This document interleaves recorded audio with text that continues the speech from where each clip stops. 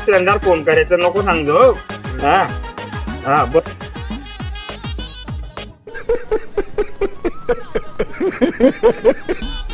ते गलीमध्ये गड्डे गुड्डे पडले थोडं मुरुम वगैरे टाकायला लावत आहे तिकडे.